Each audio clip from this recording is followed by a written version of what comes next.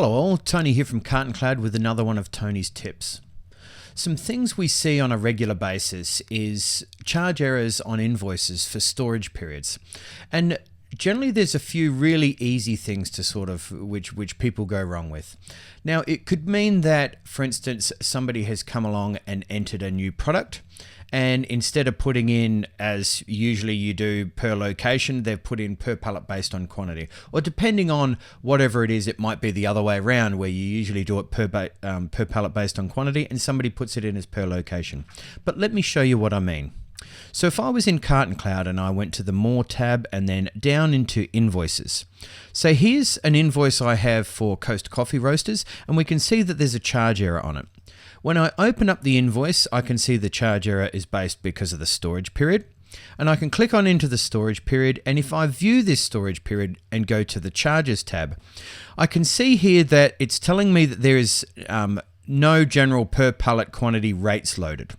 So what I can then do is I can open up this rate card, go into the storage charges, and you can see here I only have per location. So I'm going to add a storage charge, and it's going to be per pallet based on quantity, and then I'm going to put it in as $2.50.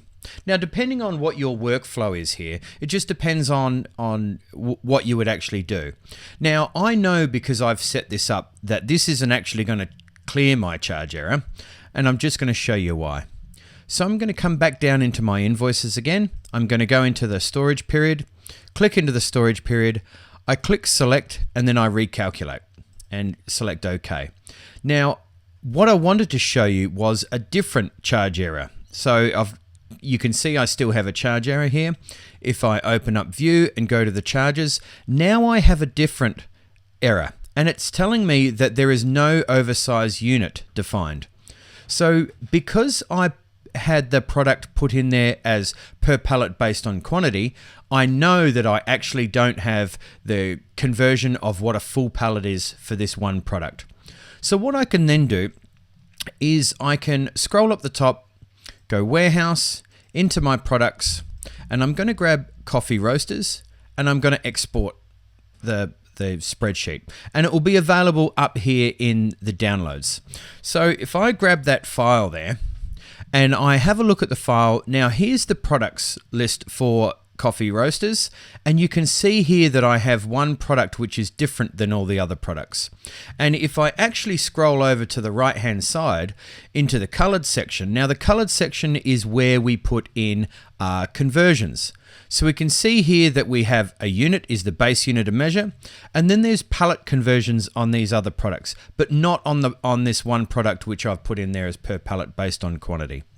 So what I could then do, if I don't want to be messing around too much with the spreadsheet, I can actually just go straight back into CartonCloud, and I can search for that product, and I pull up that product, and I can hit edit, and I can scroll on down, and I can change it per location, scroll down the bottom, hit save, and then if I was to go back into my invoice, into the invoice, click on storage period, hit recalculate, and I know now that I'm not going to have any issues with my storage.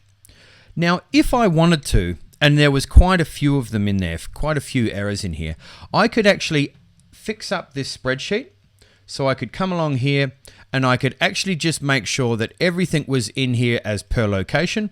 I could also go back to where I was, and I could put in my pallet conversion in here if I wanted to. And then all I need to do is go back into CartonCloud, save that file, Warehouse, Products, go into the More tab and import the products and choose that file, and it would upload. But there's a couple of really simple little things you can do there. You can go in, you can export your products and compare apples for apples and make sure that you know exactly what it is there. Cheers.